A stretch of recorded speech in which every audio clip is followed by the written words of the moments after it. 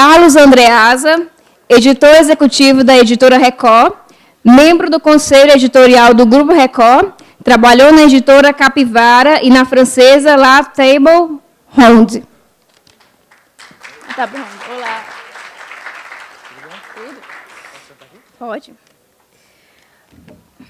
Bruno Garchagen, mestre em Ciência Política e Relações Internacionais pela Universidade Católica Portuguesa e Universidade de Oxford, professor de Teoria Política, tradutor, podcaster do Instituto Mises Brasil e membro do Conselho Editorial da revista acadêmica Mises.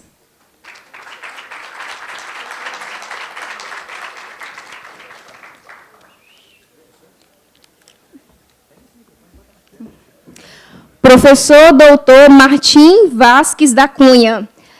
Martim é escritor, jornalista, doutor em Ética e Filosofia Política pela Universidade de São Paulo e autor dos livros Crise e Utopia, Dilema de Thomas More e Poeira da Glória, da Editora Record, 2015.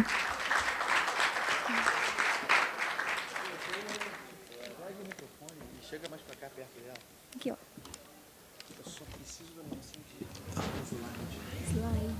Está aí, ó, do seu lado. Não é isso? Acho que é.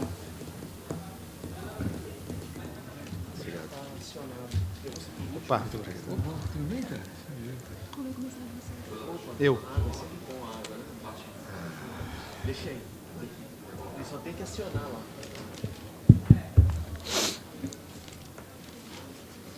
Posso? Pessoal, bom dia. É prazer estar aqui com vocês. Fico feliz. Ontem eu fiquei muito impressionado com a abertura do evento, e lotado, 400 pessoas, 450, casa cheia, mas o mais especial, o mais notável é a natureza do público, né? Que é a mesma que eu vejo aqui. Gente jovem, gente nova. A única chance que... Bom, eu tenho 36 anos, não sou tão velho assim. Pareço mais, eu sei, mas a única chance que a gente tem nesse país, nós somos um país especialista em desperdiçar chances, né? Em perder chances. A nossa vocação, além de estatista, além de petista, é a vocação de desperdiçar as oportunidades. Mas nós temos uma agora muito clara. Eu até, tive uma conversa recente com o Martim, numa gravação do bunker do Dionísios, não sei se vocês viram, foi uma conversa legal, e a gente estava falando sobre as chances brasileiras, né? A chance de o Brasil encontrar um caminho que escape dessa sua vocação estatista, pesada e tal. E a chance está depositada na juventude, que vocês representam muito bem. A principal qualidade do público aqui presente, e que é o público que compõe, público jovem que compõe o movimento liberal Brasil afora, é a absoluta independência. Isso é inédito, realmente um fato extraordinário, é que vocês são absolutamente independentes do ranço que tem dominado o debate público brasileiro nos últimos 40 anos. Vocês são independentes, absolutamente independentes da ditadura militar. Vocês não devem nada à ditadura militar. Eu estava vendo o Raduan falar agora com incrível senso de liberdade, porque ele não deve nada à ditadura. Eu, por exemplo, eu sou Carlos Andreasa, eu sou neto de um ministro dos governos militares. Meu avô foi ministro do Costa e Silva, do Médici e do Figueiredo. Ele só não participou do Castelo Branco e do Geisel, portanto. Eu nasci em 1980. Em 1980, meu avô era ministro do interior do governo Figueiredo. Quando o governo Figueiredo acabou e, portanto, meu avô deixou a vida pública, eu tinha 4 anos. Eu não devo absolutamente nada à ditadura militar. Nada. A ditadura militar só fechou portas para mim, na minha carreira profissional. Mas, ainda assim, eu sou Andreasa. E, ao longo desses 36 anos, não houve um dia em que isso não representasse uma barreira para mim e que eu não tivesse que dar respostas a fato... Eu tenho o maior orgulho do meu avô, mas, mesmo que eu não tivesse, não houve um dia na minha trajetória pública em que eu não tivesse que dar respostas ao fato de ser neto do Andreasa. Por que eu estou dizendo isso? Porque eu também, aos 36 anos, talvez seja da última geração que tenha originalmente o ranço da ditadura militar. Eu devo à ditadura militar, mesmo sem dever nada. Vocês não devem nada. Boa parte de vocês não era sequer nascido quando esse troço acabou. E isso é um valor muito importante. Vocês entram no debate público agora, em curso, podendo falar com quem está no poder, com quem está disputando o poder, todos eles, de um modo ou de outro, se beneficiaram ou devem alguma coisa à ditadura. E vocês são aqueles que podem romper com essa narrativa. Isso é muito importante. Eu gostaria de abrir a minha fala falando sobre isso, chamando a atenção para a responsabilidade que, então, vocês têm. Acho que a ideia de... Nós estamos falando aqui sobre liberdade, e eu acho que tem tudo a ver com a semana aqui.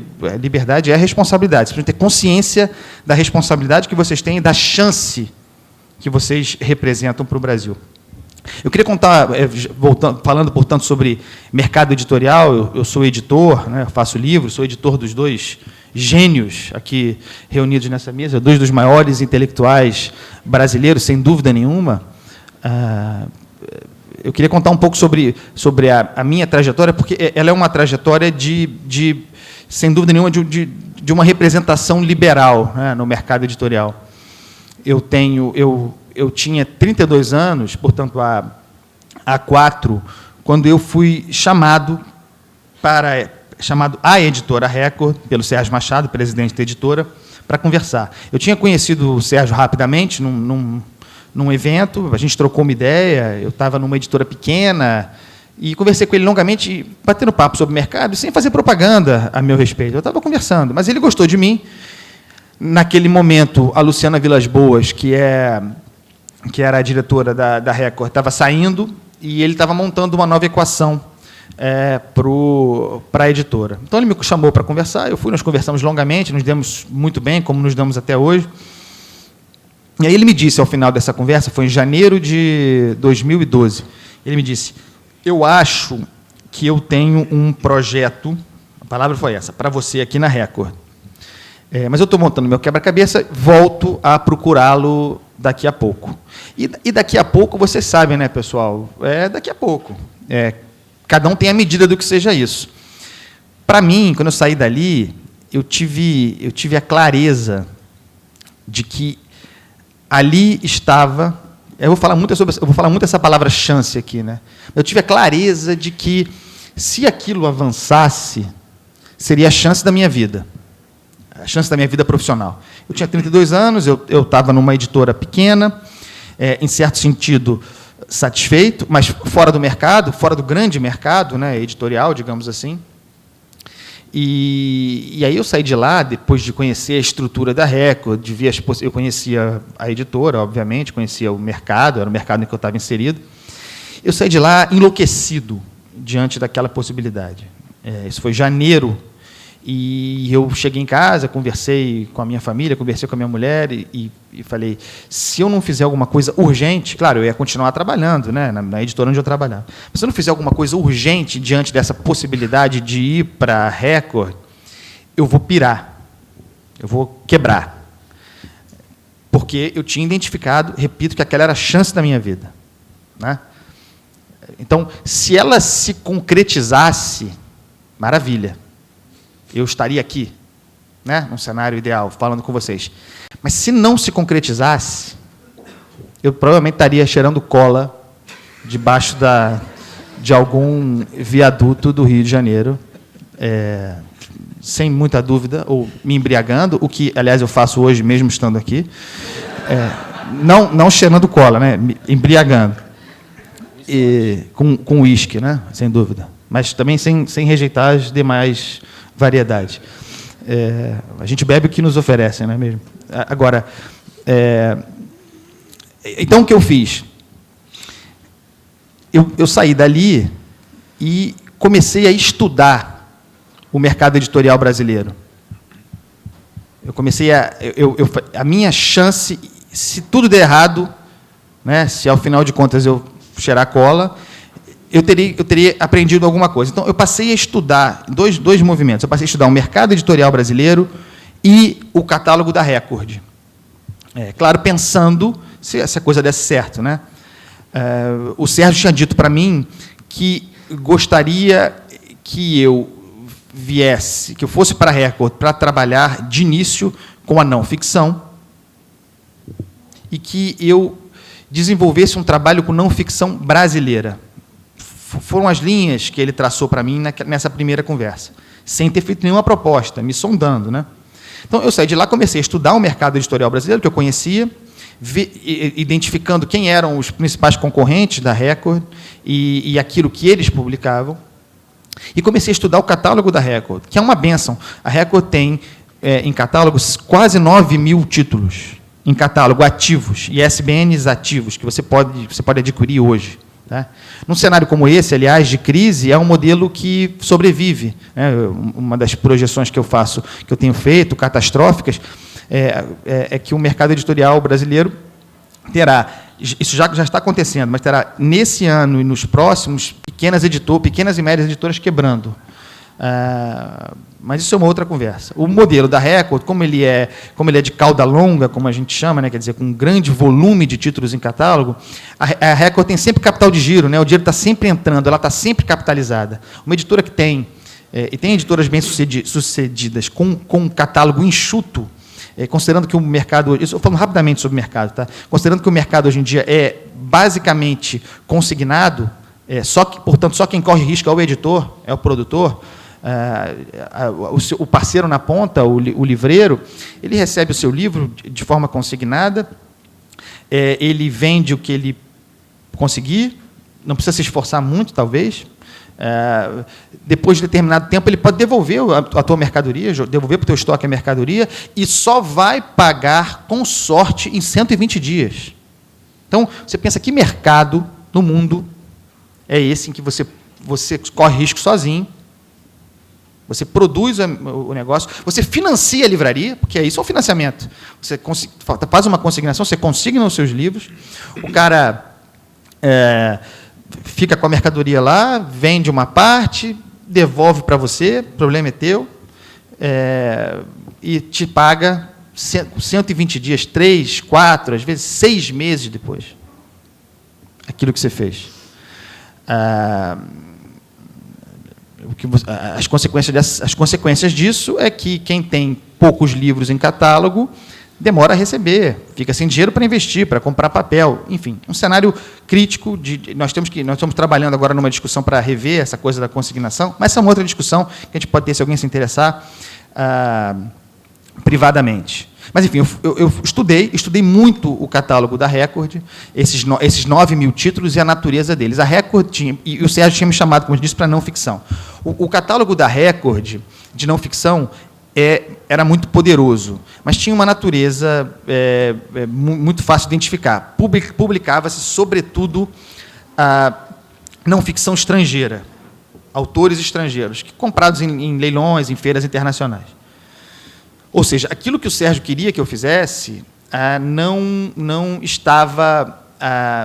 era o habitual. Então, por exemplo, tinha um livro novo do Diogo Mainardi, um autor brasileiro.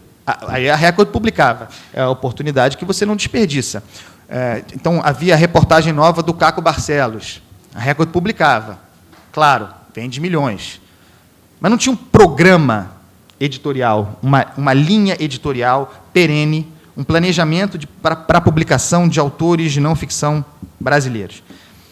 Então, eu tive clareza de que eu precisava, que a minha chance estava, a pedido do Sérgio, em desenvolver uma linha de não ficção brasileira, e que, na minha cabeça, era basicamente ensaios, né, ciência política, história, e reportagem, jornalismo. Também algo que eu percebia que funcionava muito e que o mercado não estava explorando a contento. O mercado editorial brasileiro, os concorrentes da Record, não exploravam. Então, eu me preparei ao longo desses meses. E o Sérgio só me chamou de volta em abril para conversar. Então, eu fiquei... Eu adoro carnaval. Então, eu passei um carnaval na expectativa, quer dizer, janeiro, fevereiro, março, em abril, final de abril, meados de abril, ele me chamou para fazer a proposta. E, quando ele me chamou, eu fui com a faca nos dentes, porque eu sabia que, repetindo, sabia que era a chance da minha vida e sabia o que fazer, ou achava que sabia o que fazer. Eu tinha estudado aquele mercado, né? Então, no que eu acertei, e que eu acho que é um bom exemplo, tá? A nota de rodapé que eu ocuparei na história contará mais ou menos essa trama. Eu tinha identificado essa necessidade desse mercado não ficcional e percebi, incrivelmente, que havia uma demanda reprimida imensa para autores conservadores e ou liberais, né? E incrível, porque eu percebia que esses livros, por exemplo, eu percebia que o Olavo de Carvalho, para dar um exemplo de sucesso, vendia muito. Eu vou usar uma palavra que ela não é correta, mas vocês vão entender, subeditado. Não quer dizer que o Olavo fosse mal editado, ele era muito bem editado, só que por casas que não conseguiam colocar o Olavo no Brasil inteiro, como a Record poderia. A Record tinha publicado, para falar sobre amigos, né? A Record tinha publicado o livro do Reinaldo Azevedo, uma coletânea de artigos, uma coletânea de textos dele, O País dos Petralhas, o primeiro volume, publicados na Veja. E o livro tinha vendido inacreditáveis 50 mil exemplares. Uma das coisas que o mercado editorial brasileiro faz, que o editor faz, é mentir sobre números. Tá? Então, vendeu milhões. Mentira. Tá? Eu trabalho no mercado editorial há quase 15 anos, e o único autor contemporâneo que eu publico que já vendeu 1 milhão de livros é Lia Luft. Só, com os quais eu trabalho. Tá? Então, 50 mil exemplares, o livro do Bruno está se aproximando de 30 mil exemplares vendidos. 30 mil exemplares vendidos no Brasil é livro para burro, é best-seller. 5 mil exemplares vendidos no Brasil é best-seller. Essa é a verdade. Tá? O livro do Olavo se aproxima, o mínimo que você precisa saber para não ser um idiota, se aproxima de 200 mil exemplares vendidos. Quando eu entrei na Record, tinha os livros do Diogo Mainardi, o Lula é minha anta, não é isso? Que eu não tinha publicado. Tinha o livro do Reinaldo. O do Diogo tinha vendido 70 mil exemplares, era anterior. O do Reinaldo estava chegando a 50. Eu falei, opa, é isso aí. Primeira coisa que eu fiz foi procurar o Reinaldo, para fazer O País dos Petralhas 2. Eu brinco com o Reinaldo que eu usei ele de ensaio, né, de balão de ensaio, para testar o mercado. A continuação de um livro, isso é óbvio, nunca é tão poderosa quanto o inicial, né? Quer dizer, o livro pode ser melhor, o filme pode ser melhor, mas, de modo geral, o primeiro é o maior sucesso da série. A gente lançou O País dos Petralhas 2 e ele vendeu de novo 50 mil exemplares. Falei, é isso. Fui procurar o Olavo, né? Com a ajuda do Felipe Moura Brasil. E aí o plano era, eu vou estabelecer alguns ícones, né, desse momento. Um deles era o Reinaldo, o outro era o Diogo, a novidade era o Olavo, e havia ainda o Rodrigo Constantino, tá, cujo Esquerda Caviar se aproxima dos extraordinários 60 mil exemplares vendidos. É outro exemplo de sucesso. E qual era a ideia? Claro, lançar esses grandes autores, importantes autores, mostrar, claro, ganhar dinheiro. Nós estamos falando aqui, tem 2 pilares básicos aqui: livre mercado, né, capitalismo, ganhar dinheiro, enriquecer, nada é favor, e liberdade. Quer dizer, tudo isso só foi possível, liberdade individual, né? Tudo isso só foi possível não porque eu seja especialmente corajoso ou inteligente, não, sou um bom editor, mas é porque eu estava inserido num ambiente de plena liberdade. O Sérgio Machado, presidente da Record, e a diretoria da Record, o conselho do qual eu faço parte, nunca me tutelaram, nunca. Apostaram em mim. É claro que as respostas foram muito rapidamente positivas, o que ajuda, mas eu nunca tive nenhum tipo de tutela. E quando você tem alguma competência, boas condições de trabalho e liberdade, a coisa vai, minha gente. Não tem muito mistério. Então, definidos esse cânone, digamos assim, né, esses autores que seriam as minhas âncoras, né, além do sucesso que veio muito rapidamente, o livro do Olavo é um livro que a gente demorou pelo menos 4 reedições para conseguir dominá-lo, porque a gente saiu com uma tiragem estúpida, no sentido negativa, de 5.000 exemplares, que se esgotaram na pré-venda da Saraiva. Só da Saraiva, em uma semana, eu tinha vendido 5.000 exemplares de um livro que não existia ainda. Aí, o que a gente fez? Novos 5.000 exemplares. Porra, que povo burro! Esgotados na pré-venda. Nós só fomos atender, equacionar a demanda, equilibrar a demanda, na 4ª ou na 5ª edição desse livro. Porque a gente não acreditava, eu sempre acreditei que ele poderia ir bem, mas eu não acreditava que ele fosse ser o que ele é hoje. Né? Que um dos meus maiores orgulhos como editor, nas manifestações de rua, para além do Olavo tem razão, com o qual eu não tenho nada a ver, no sentido de que eu não sou responsável por isso, o que eu quero dizer é o seguinte, é que, junto com isso, tinha um camarada com o mínimo na mão, na rua, na Avenida Paulista, na praia. Espetacular, né? É a realização de um trabalho. Então, a ideia era sinalizar para o mercado brasileiro de que a Record era o lugar onde o pensamento liberal, conservador, teria, a partir de então, lugar. E essa mensagem, essa estratégia, para além da questão comercial, repito, foi muito bem sucedida, porque, imediatamente, usando as redes sociais, eu sou um cara que entendi que a rede social é um ambiente público, eu tirei do meu Facebook todas as fotos da minha família, todas as fotos da minha filha, eu deixei meu Facebook ser um Facebook de intermediação, de conversa, a serviço do trabalho. E de um golpe só, os autores, os jovens autores, começaram a me procurar, ou eu comecei a ter acesso a eles. Quer dizer, a comunicação inicial foi muito bem sucedida. Nós entramos numa espiral virtuosa, num movimento virtuoso de sucesso, que resulta hoje em que você pense em mercado editorial, em livro conservador, liberal, e você pense na Record. Você pode pensar em outras coisas, mas você vai pensar na Record. Então, a mensagem foi bem sucedida, e aí vieram Bruno Garchagen, Martim, todos como consequência daquela comunicação inicial.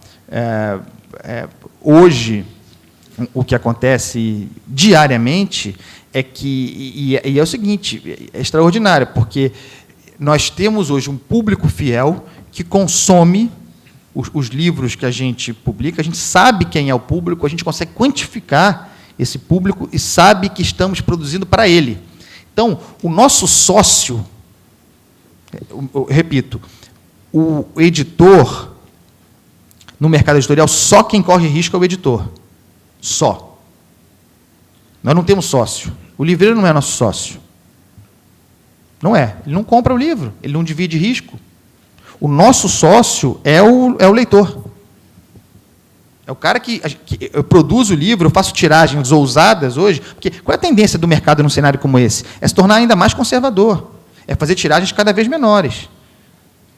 Você não tem parceria na ponta, você coloca sua mercadoria na rua, você não sabe se está vendendo, como é que você vai fazer uma tiragem maior? Como é que você vai reimprimir o livro se você tem o teu estoque todo na rua, ele pode voltar? E se você morrer com esse prejuízo? Nesse nicho conservador liberal, nós temos a segurança de que podemos fazer com segurança uma tiragem de 5.000 exemplares, que é uma boa tiragem, e que esses 5.000 exemplares serão vendidos, e é em cima desses 5.000 exemplares que a gente calcula a gente calcula preço, a gente calcula, a gente projeta o nosso produto, né?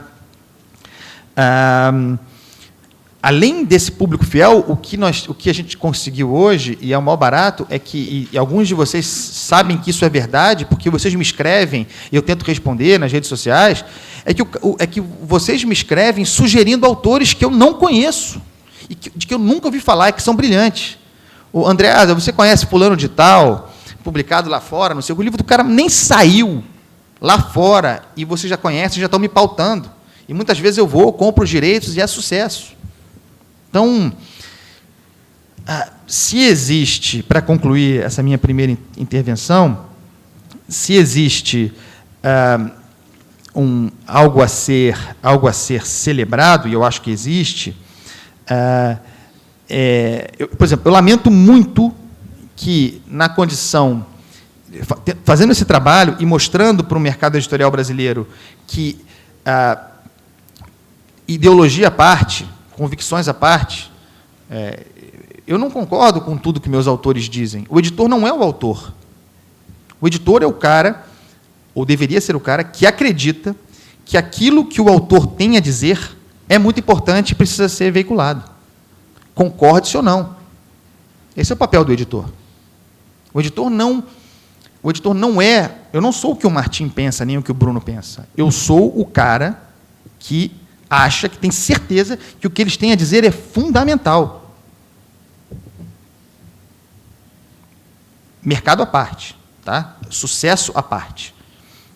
Mas o incrível nisso tudo é que, tendo isso evidente, eu não tenho concorrência. Não tenho concorrência. Eu estou há 4 anos nadando sozinho nessa piscina, quentinha, confortável, tá? Vendendo, faturando, fazendo um bom trabalho, e nenhum editor brasileiro, das grandes editoras, começou a sequer esboçar um trabalho de concorrência. Isso é uma estupidez muito grande. Tem dinheiro para ser conquistado aí nessa história. Pensa em mercado. E por quê? Por quê? Para concluir. Por que eu não tenho concorrência? Nós estamos num estágio anterior ao ideológico. Tá? É mentira que as grandes editoras não publicam o Olavo de Carvalho ou quem quer que seja nessa linha, porque não concorda, porque ideologicamente acha que aquilo é nocivo. Não é, mas poderia achar e justificar sim. O sujeito não publica por medo. Medo. E esse é o grande problema do Brasil. Martim vai falar sobre isso. O ambiente cultural brasileiro, não há nenhuma novidade nisso, ele é costurado pelas relações, né, pelo compadrio, né, digamos assim. Então, o sujeito que publica o Olavo de Carvalho, ele vai criar problemas para si no seu ambiente de trabalho. Então, o cara tem medo. O que o meu coleguinha vai pensar? O que o meu professor, o meu orientador da USP vai pensar? O que o crítico vai pensar? Então, nós estamos no estágio anterior ao ideológico. Nós estamos no estágio da patota. É a adolescência do pensamento no Brasil ainda. É a puberdade do pensamento. O mercado editorial não é diferente do debate público brasileiro. Vocês veem isso. As pessoas não querem se comprometer, para usar um termo que me perdoe o ambiente universitário, as pessoas têm medo de colocar o cu na reta. E não se escreve história, não se vai a lugar nenhum, não se conquista nada sem colocar o cu na reta. A rigor, essa é a mensagem que eu tenho para dizer para vocês. Coloquem o cu na reta.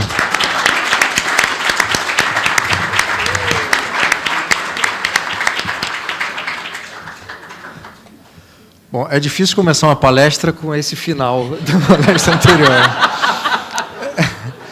Porque se eu rejeito a afirmação anterior do meu editor, eu fico em maus lençóis. Se eu endosso, também não é uma imagem agradável para vocês levarem para casa. De qualquer forma, eu pego o gancho, se é assim que eu posso dizer, do caso do Andreasa, para tratar algumas dimensões aí dessa relação entre cultura, literatura e política.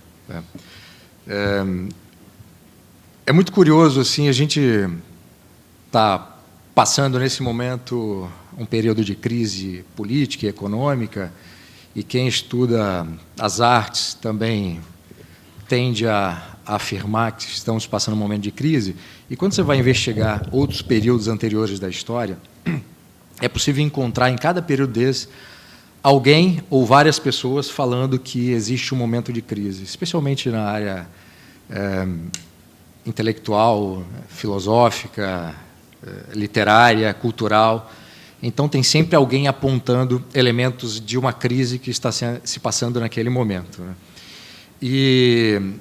Então, quer dizer, a crise, no fundo, ela é um ciclo que se mantém, né? Acontece período de crise, esse período de crise resulta em alguma coisa ou resulta em nada, mas volta-se a um período de normalidade, depois mais uma crise. Então, nós temos uma crise que ela é institucionalizada, porque ela sempre acontece, como se fossem uns ciclos, né? Aí pegando aí a ideia dos ciclos econômicos da escola austríaca. E o que é interessante, assim, o que está se passando nesse momento no Brasil, tanto do ponto de vista político, econômico, mais do ponto de vista cultural, para trazer um pouco para o tema aqui da mesa, né, e falando de Brasil, é que justamente esse momento de crise que está emergindo pessoas e trabalhos muito bons, e é a soma desses trabalhos e dessas pessoas que vai fazer com que, eu acredito nisso, que daqui a alguns anos, pode ser 10, 20, 30 anos, a gente veja esse período atual como um período de transição fundamental para a história também cultural do Brasil.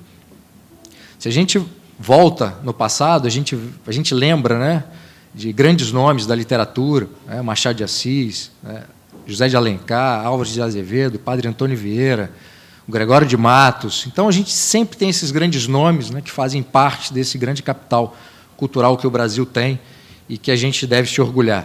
Do ponto de vista da política, a gente tem também, no passado, uma tradição, especificamente no século XIX, uma grande tradição política, intelectual da política, e alguns de vocês devem saber, especialmente aqueles que leram o meu livro, que o grande debate político e intelectual do século XIX se dava entre os conservadores e os liberais. Então, era gente, né, da envergadura de um Visconde de Cairu, né, Bernardo Pereira de Vasconcelos e tantos outros, Marquês de Paraná e tantos outros. Quando a gente atualiza, né, isso e volta para o presente e percebe que o grande debate político se dá entre Renan Calheiros, Eduardo Cunha, Dilma Rousseff, Eti Caterva, a gente vê que houve, de fato, um processo de degradação, e é interessante identificar esse processo de degradação, mas, mais importante ainda, é identificar quais são as origens desse processo de degradação. Porque, quando você identifica a origem do problema, isso permite com que você solucione aquilo que pode ser solucionado, você reforme aquilo que pode ser reformado e você elimine aquilo que tem que ser eliminado. Então, é um processo de construção sem perder essa ponte com o passado, que é fundamental para qualquer construção de uma sociedade saudável, sadia e próspera, né? Isso vale tanto para o ambiente da política, quanto vale para o ambiente da economia, mas principalmente no ambiente cultural, né?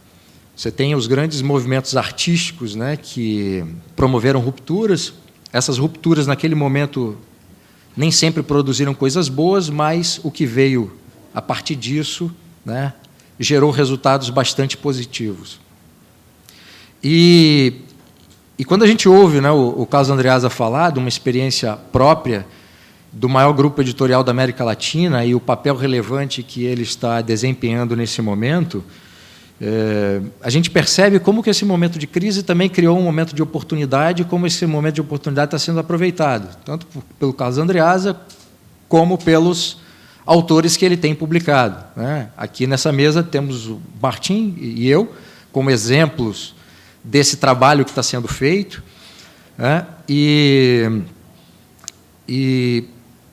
a forma como a gente tenta colaborar, né, de uma maneira bastante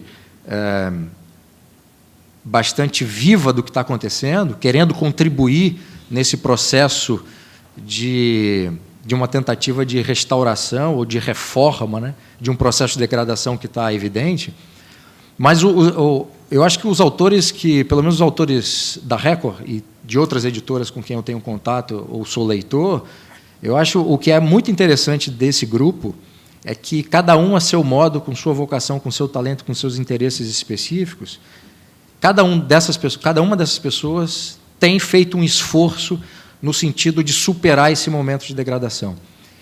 E eu acho que a soma desses esforços, né, para superar esse momento de degradação, é o que faz com que esse momento seja tão especial e não possa ser desperdiçado. E um outro elemento interessante, e eu acho que é anterior a essa vontade de fazer desses autores, é que uma parcela da sociedade brasileira não reage mais de forma passiva ao processo de crise. E eu, baseado numa experiência pessoal e naquilo que eu tenho observado, né, em outros universos que não o meu, né, universos sociais, é que uma parcela da sociedade brasileira descobriu que existe uma grande armadilha na qual todos nós estamos presos, que é preciso, né, se libertar dessa armadilha, e para se libertar dessa armadilha e construir algo positivo, é preciso fazer coisas. Nas viagens de lançamento que eu fiz no ano passado do meu livro, né, o livro teve lançamento durante todo o semestre do ano passado, o segundo semestre, as pessoas se aproximavam de mim nos lançamentos, inclusive aqui, na terceira Semana da Liberdade, as pessoas se aproximavam não só interessadas no livro, mas interessadas em fazer coisas. Então, uma pergunta comum, recorrente, né, que já é anterior até o ano passado, é pessoas de idades diferentes, de universos culturais e sociais diferentes, perguntando o que pode fazer, né, perguntando qual a contribuição que poderia dar. E eu acho que é essa retomada da responsabilidade individual que é o grande elemento que permite que, nesse momento, estejamos todos, né, ou essa parcela, todos dentro desse universo que eu mencionei, fazendo parte desse movimento de construção. Eu acho que dentro da sociedade, você tem, especialmente no mundo cultural, você tem aquelas pessoas que têm vocação para fazer análise, diagnósticos, tem aquelas pessoas que têm talento, vocação, inteligência para fazer prognósticos, e tem pessoas que têm talento, vocação para construírem uma obra. E todas essas pessoas são necessárias, e nenhuma delas é dispensável, porque o trabalho de cada uma delas acaba ajudando o trabalho do outro, ou da outra pessoa. Tá? E é curioso, assim, porque a degradação cultural ela influencia positivamente ou negativamente a política, a economia e, obviamente, a cultura. Né? Imagine, então, a cultura como sendo um grande círculo dentro do qual essas dimensões econômicas, políticas e culturais estão inseridos. Se você tem uma cultura que caminha, né, para as virtudes, você consegue construir um caminho para essas virtudes. Pode ser que, ao longo desse caminho, erros sejam cometidos, obviamente, produtos, bens culturais, né, produção cultural não seja... Você tenha coisas muito ruins, mas você tem uma média mais alta do que o período anterior em que nada era feito. E é com essa média mais alta que se consegue, né, produzir as grandes obras. Uma coisa que me incomoda, sempre me incomodou muito no Brasil, aí não só em termos culturais, mas em termos gerais, é que a gente não tem uma média. A gente tem ou uma coisa muito ruim ou a gente tem uma coisa muito boa. Aquela média que permite que se construa, né, um padrão de qualidade e um padrão de virtude e que isso influencie, né, positivamente, isso a gente não tem, mas eu acho que a gente está construindo agora. Para dar um exemplo bastante simples, eu gosto muito de café. É difícil você conseguir um lugar que tenha um café expresso bem tirado. Isso é muito difícil. E 10 anos atrás era difícil você conseguir um lugar que servia café expresso. Né? É um movimento. Né? Hoje você encontra poucos, mas alguns lugares que servem excelentes cafés expresso ou excelentes cafés tirados de outra forma, Aeropress ou coador, enfim. Então você tem hoje o quê? Cafés muito ruins, que você encontra em qualquer lugar, e cafés muito bons em alguns lugares específicos, e aí no preço final do café você vai ter que pagar, né, o ar-condicionado, o uniforme Quer dizer, você vai pagar todo o ambiente para você estar naquele café, sendo que você queria só consumir um café. Mas é um processo de transição, né? E nesse exemplo do café específico, é um exemplo que eu poderia transferir para outros exemplos, para outros segmentos, né? É um processo de mudança muito interessante. Isso está acontecendo com a cerveja, por exemplo, né? A grande revolução econômica, eu acho, que está acontecendo no Brasil é no mundo da cerveja, porque se conseguiu, num curto período de tempo, um padrão de qualidade e excelência que eu não conheço outro segmento econômico no Brasil que tenha conseguido num período de tempo tão curto, né? Então, hoje, você consegue tomar boas cervejas em vários lugares. É mais fácil hoje você encontrar uma boa cerveja, até num boteco da esquina, do que encontrar um café expresso bem tirado. Mas é um processo de mudança. E é esse processo de mudança que vai permitir, por exemplo, que as coisas se tornem mais baratas. No caso da cultura, se a gente eleva, né, o padrão de qualidade média, né, a gente vai conseguir identificar de uma forma ainda mais evidente aquilo que é ruim. E a gente permite que se construa, porque, né, o padrão está mais alto nessa média, se exija e se construa, né, exigência intelectual individual, obviamente, obras literárias, obras de não ficção na área de política, que é a minha área, de uma qualidade muito superior. E isso também vai influenciar a qualidade da crítica. Os críticos serão melhores, né, terão condições de avaliar de uma forma muito mais adequada, né. É curioso, assim, eu recebi pouquíssimas críticas escritas com relação ao meu livro. Uma que foi muito bem escrita, essa crítica, ela não se referia ao meu livro, ela se referia ao livro que o crítico gostaria que eu tivesse escrito, né? Então, ele não leu bem o meu livro. O texto era muito bem escrito, ele fazia observações bastante boas, né, do ponto de vista da qualidade. Críticas essas que eu anotei para depois refletir para uma edição futura do livro, eventualmente até alterar algumas coisas, como, por exemplo, o capítulo do embate entre o Barão do Mauá com o Dom Pedro II, é um capítulo que já envelheceu porque eu já descobri novas coisas, né? E eu vou alterar aquele capítulo. Mas tem um problema. Um rapaz, esse rapaz que escreveu essa crítica do meu livro, ele escreveu toda uma crítica, não falando do meu livro, mas falando do livro que ele gostaria que eu tivesse escrito, mas não é o meu livro. E isso é uma pena, porque você tem uma qualidade da crítica que ela é de uma pessoa que me parece até inteligente, com uma boa formação, que tem um problema sério de leitura, né? Isso aconteceu também no livro do Martim. Algumas críticas que foram feitas ao livro não tocavam no ponto do livro, tocava naquilo que gravitava na superficialidade, né? As críticas ao Machado de Assis e todo o resto. No caso do meu livro, pegava um tópico, né? O meu livro é um livro muito amplo, porque ele é uma narrativa histórica, né, da história política do Brasil, e pegava um ponto como se esse ponto fosse definidor do todo, né? Mas nessa relação, né, entre degradação cultural e essa influência positiva ou negativa, quanto melhor, né, for a qualidade dessa média, melhor será essa média e melhor será a qualidade daquelas obras de qualidade superior, né? E eu falava, então, em tempo de crise, de degradação cultural, e aí eu lembro aqui de uma forma muito rápida, porque não haverá tempo para discorrer a respeito disso, mas, pegando na história, não só na história do Brasil, né, você já tinha Plínio o Velho, né, denunciando a degradação de Roma. Você tem vários outros autores, como o próprio Cícero, né, quando profere no Senado das Catilinárias, né, ele tem no Catilina um exemplo de uma degradação que já estava em curso, e ele denuncia isso. Em Atenas, eu acho que você tem isso, o símbolo, eu acho, de um processo de degradação é o julgamento de Sócrates. Então, você tem, em pontos da história, né, no caso do Brasil, eu acho que é um evento político que mostrou uma degradação em curso, tanto política quanto cultural, mas principalmente espiritual e da liberdade interior, que o Martim vai falar daqui a pouco, é o golpe militar de 1889, que derruba a monarquia. A própria forma como a monarquia entra num processo de degradação né, e apesar de tentativas de se renovar, já é um indício do que poderia acontecer. Mas, em vez de uma reforma, né, os jacobinos republicanos presidencialistas preferiram uma revolução e começar tudo do zero, à maneira da Revolução Francesa.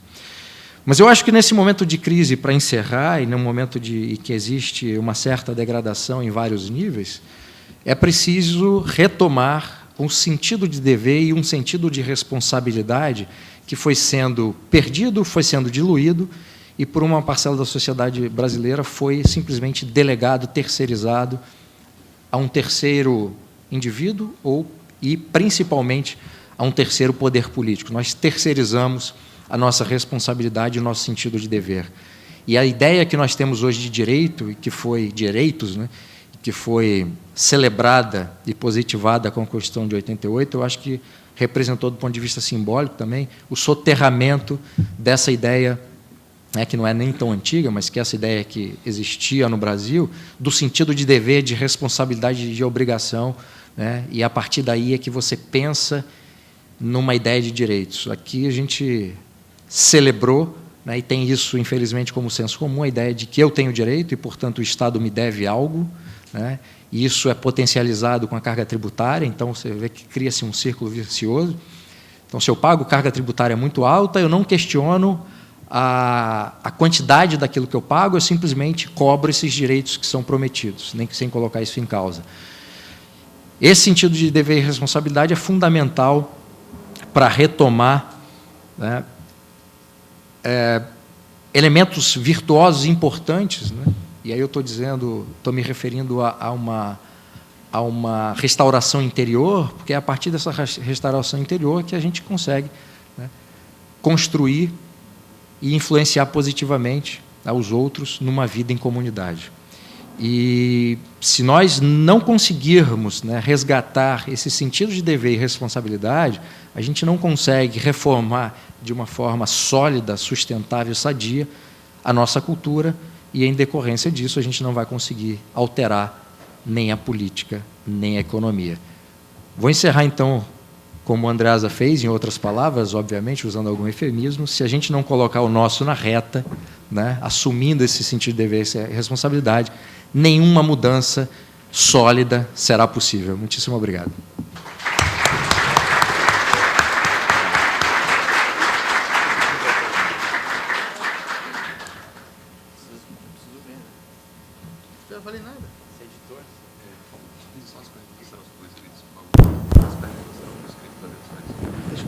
Pessoal, Rodrigo pede para informar que as perguntas serão feitas por escrito, é isso? É isso. Muito bem. Façam perguntas, tá, por favor, que a gente quer responder coisas. Obrigado. Bom dia a todos. Muito obrigado aqui pela presença de vocês, e também quero agradecer ao Rodrigo pelo convite. Agradeço ao Carlos Andreasa e o Garchagen por compartilharem comigo nessa mesa. Eu estou de pé porque eu vou ter que exibir alguns slides. E o que o nosso amigo Bruno falou é muito importante, porque essa degradação moral que a gente está vivendo, a gente precisa expressar de alguma forma. E, obviamente, essa expressão a gente vai encontrar na literatura, tanto na literatura brasileira, como na literatura universal. E essa minha apresentação vai fazer uma relação entre dois nomes da literatura universal, dois poetas ingleses, William Blake e John Milton, e um grande escritor brasileiro, que é Guimarães Rosa. E é justamente Guimarães Rosa que eu inicio a minha apresentação, porque ele, no seu grande romance Grande Sertão Veredas, ele tem uma frase que é quase basicamente um mote do romance, em que ele explicita o que está acontecendo hoje no Brasil. Não está entrando aqui.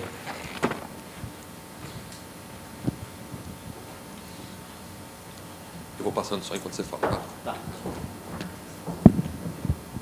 Isso. O diabo na rua, no meio do redemoinho, né?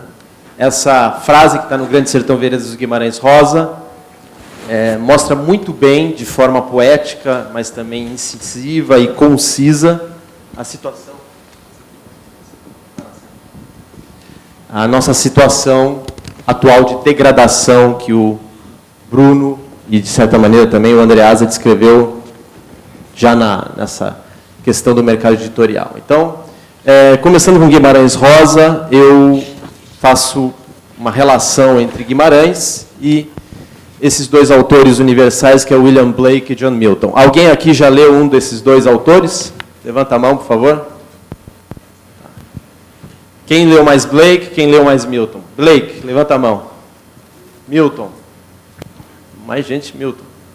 Ficou. Empatou, né? Você não está querendo, na verdade, que eu publique o livro.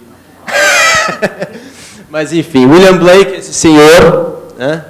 Ele também não só foi um pintor, mas ele também foi não só um poeta, mas ele também foi um gravurista, um pintor. E o Blake foi um sujeito do século... final do século XVIII, início do XIX, e ele tinha uma grande admiração pelo John Milton, né? Que esse senhor aí, que é o autor do primeiro, ou do maior poema épico em língua inglesa, que é o Paraíso Perdido.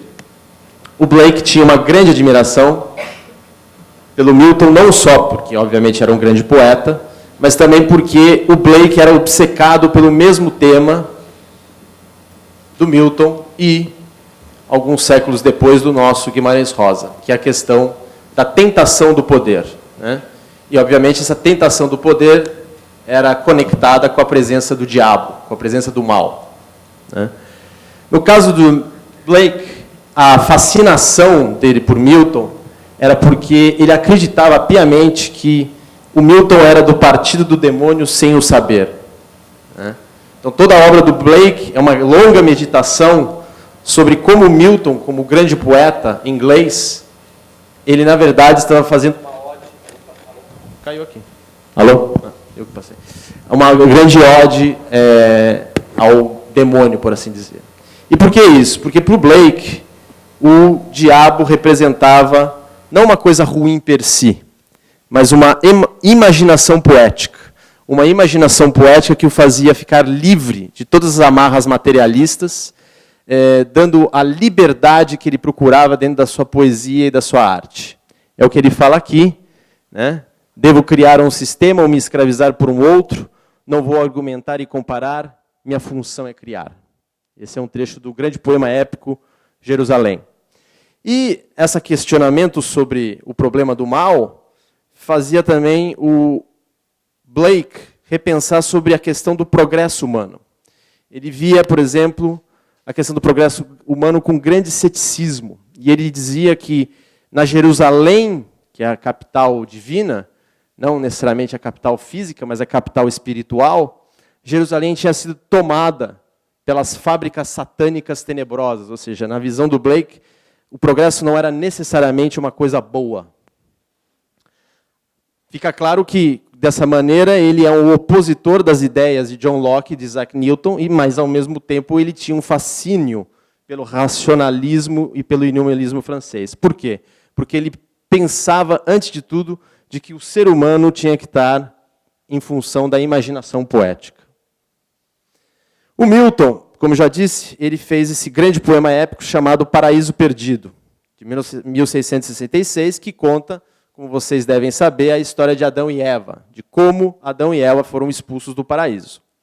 Mas ele escreveu também uma espécie de continuação do Paraíso Perdido, que é o Paraíso Reconquistado, que é a narrativa de Jesus Cristo no deserto, sofrendo a tentação do diabo. E o Milton deixou isso muito claro nesse texto, Paraíso Reconquistado, que a obra dele não era apenas uma questão da nostalgia do paraíso perdido, como era o primeiro épico. Era, sobretudo, uma meditação sobre a tentação do poder. E no caso desse épico de Milton, o Paraíso Reconquistado, você tem dois polos que são muito interessantes, né? Esses dois polos, eles determinam a condição humana como um todo, segundo Milton. Você tem o polo do deserto e o polo da ascensão. O polo do deserto é exatamente o momento em que você desce às profundezas da realidade, você descobre as trevas, e lá você vai encontrar algo muito precioso.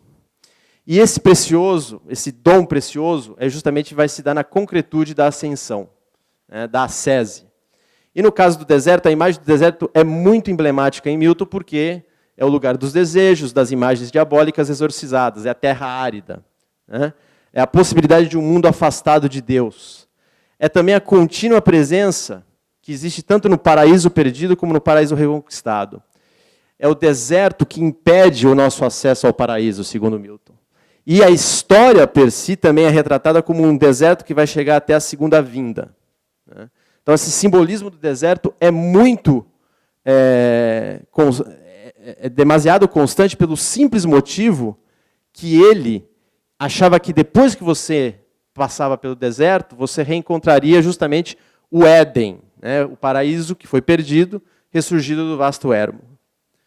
A ascensão, né, ele é a elevação do céu após a morte, né, mas também corresponde ao grau da vida interior, à medida segundo o qual o espírito transcende as condições materiais da existência. E aqui fica muito claro, se vocês lembrarem do início da minha apresentação, a conexão que o próprio Blake faz, porque o Blake achava isso.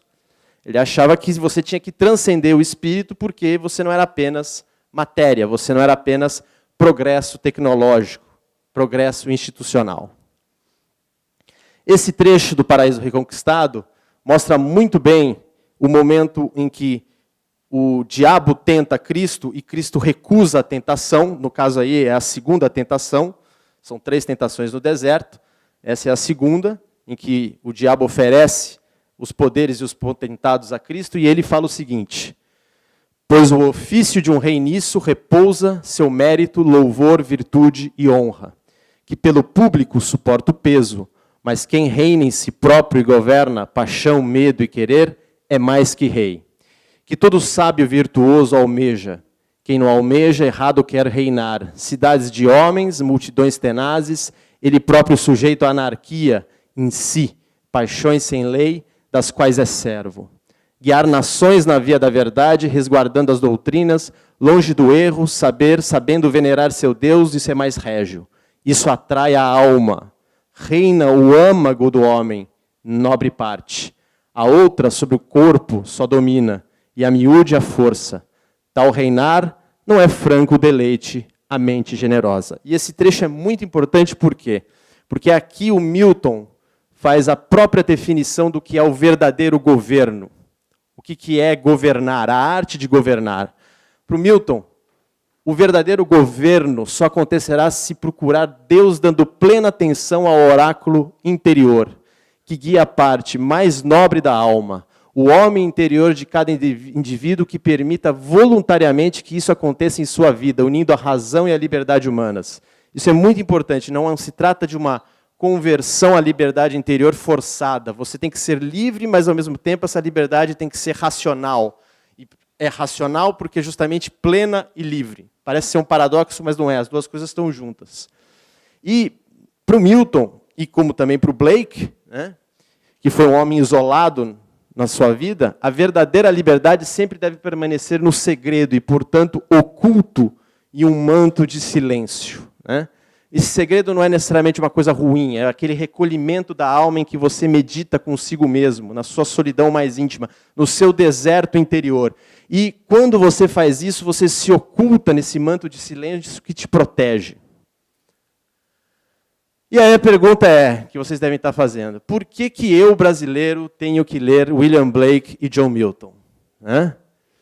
E quem vai responder isso para vocês é um outro exilado, que foi um alemão, ou melhor, um austríaco, mais precisamente, Otto Maria Carpo, que se exilou, ora bolas, aqui no Brasil, que em um grande artigo chamado A Consciência Cristã de Milton, ele fala o seguinte: Milton é o advogado intrépido da maior lição que o cristianismo nos ensinou, do valor único de cada alma humana, valor que se revela na dignidade indelével da consciência livre.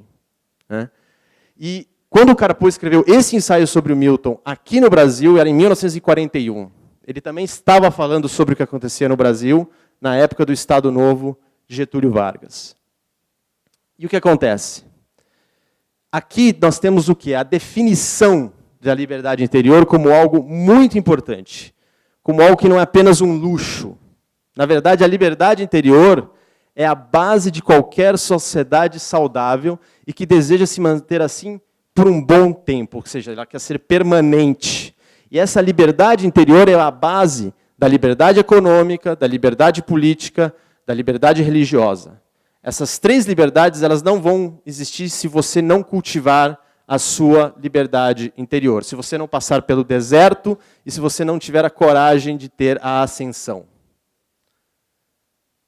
Aí entra Guimarães Rosa. Guimarães Rosa era também um obcecado pela presença do mal, pelo diabo, e ele tem um eco com Blake e Milton, em Grande Sertão Veredas, principalmente nesse trecho que eu destaco aqui para vocês, que é o encontro de Reobaldo Tatarana, depois que ele se torna o chefe dos jagunços, e ele está passando, ora, por um deserto, e ele se sente tentado por uma voz estranha a ele, que ele percebe como algo que domina aquilo que Guimarães Rosa vai chamar dos meus avessos, né? Daí, de repente, quem mandava em mim já eram os meus avessos. A porque, sem prazo, se esquentou em mim o doido afã de matar aquele homem. Ele vai matar um sujeito para provar que é um chefe, né? Ah, mas então, do sobredentro de minhas ideias, do que nem certo sei se seja meu, uma minha voz, vozinha forte demais, de tão fraca, sumistrou um cochicho. Foi. Então, curta ocasião que teve, essa vozinha me deu aviso. Ah, um recanto tem miúdos remansos, aonde o demônio não consegue espaço de entrar, então, em meus grandes palácios. No coração da gente é o que eu estou figurando. Meu sertão, meu regozijo. Então, aqui nós temos um autor brasileiro grande, do mesmo quilate de um Blake, de um Milton, que ele mostra poeticamente, ele mostrava o que era o diabo na rua, no meio do redemoinho, né, a degradação do povo brasileiro, mas ele também dá a solução. Ele mostra que é possível que o sujeito mais bronco, que seria um jagunço, no meio do deserto, ele pode encontrar essa voz interior em que o demônio, a tentação do poder que destrói a liberdade, não vai alcançá-lo. Agora, como é que a gente faz isso em prática? Né? Vocês devem estar achando, nossa, muito místico esse papo aqui dele. Mas acontece o seguinte, como é que você coloca isso em prática? Você coloca a sua alma em jogo. Né? Você coloca o seu na reta. Né? Só que, assim, até então estava no seu a reta. Agora nós temos que ir um passo a mais. Nós temos que ir em busca da excelência que o Bruno falou. Então, nós temos que colocar a nossa alma em risco. Esse conceito eu tiro do Nassim Taleb, que é o autor do Cisne Negro de Antifrágil. Por favor, compre esse livro, até porque é da editora Record também. Dá dinheiro ao Andreasa. E aqui temos uma tabelinha, que eu vou passar rápido, porque senão a Vanessa vai olhar feio para mim. E nós temos aqui 3 colunas. Né? Aquele que é sem pele em jogo, aquele que está com a sua pele no jogo, e aquele que está além da pele em jogo. Ele coloca a sua alma em jogo. E qual é a definição daquele que não coloca a sua pele em jogo? É aquele que mantém a vantagem, transfere a desvantagem para os outros, guarda uma opção oculta à custa dos outros. E aquele que coloca o seu na reta, aquele que coloca a sua pele em jogo, mantém a própria desvantagem, assume o seu próprio risco.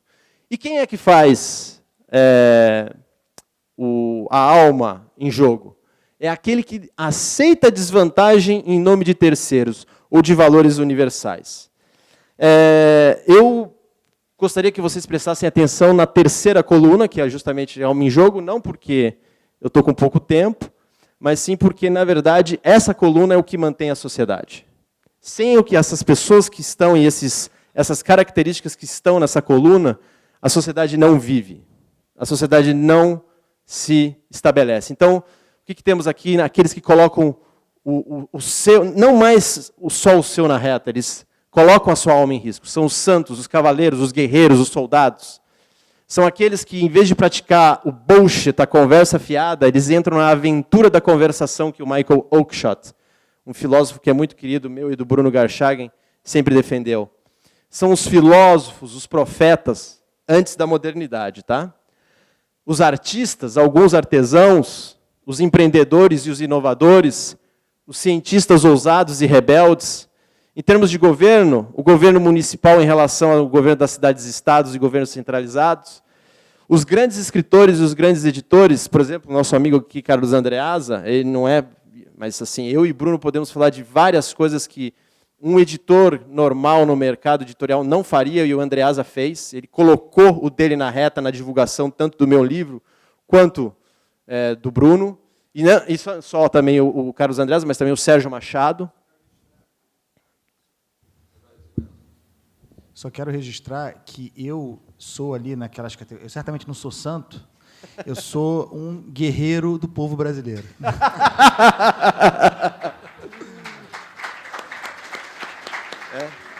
Jornalistas que assumem riscos e expõem as fraudes, diferente de jornalistas que apenas analisam e preveem, né? Os rebeldes, os dissidentes, os revolucionários, aquelas pessoas que não se envolvem em comércio vulgar, como banqueiro, né? E os contribuintes, né? Nós aqui, eles não necessariamente colocam a sua alma em jogo, mas eles são vítimas de um jogo muito perverso que tira justamente a capacidade deles de risco. Estou terminando. O que acontece conosco no Brasil, né? O Brasil está nessa situação por quê? Porque ele está atormentado justamente pelo diabo na rua, no meio do redemoinho.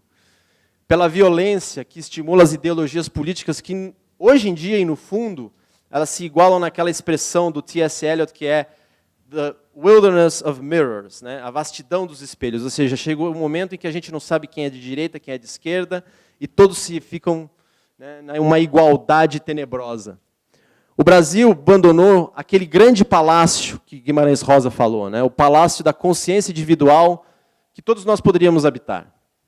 E ele preferiu se escravizar por um sistema, né, o progresso humano, a ideologia política, em que a imaginação poética, aquela que William Blake tanto defendeu, deixou de ter sua vez, e assim nós perdemos justamente a capacidade de arriscar a nossa alma, de colocar a nossa alma em jogo. O brasileiro não escutou mais o silêncio e preferiu a falsa transparência, aquilo que a gente chama de democracia, né? Que não permite a educação pelo segredo, este sim o verdadeiro poder que faz um homem, por consequência um país, construir a sua personalidade de forma madura e prudente. A palavra aqui central é prudência. Não adianta você querer construir as coisas se você não tiver prudência. E para terminar, a reconstrução do Brasil, né, que é essa grande pergunta, a grande questão agora é se teremos a coragem de colocar a nossa alma em risco, se nós temos coragem de colocar o nosso cu na reta, como diria o Andreasa, e se a gente tem a coragem de encarar o deserto, descer as profundezas, para então realizar a ascensão que devemos conquistar a um custo extraordinário, sempre tendo como meta o grande palácio dentro de nós. Muito obrigado.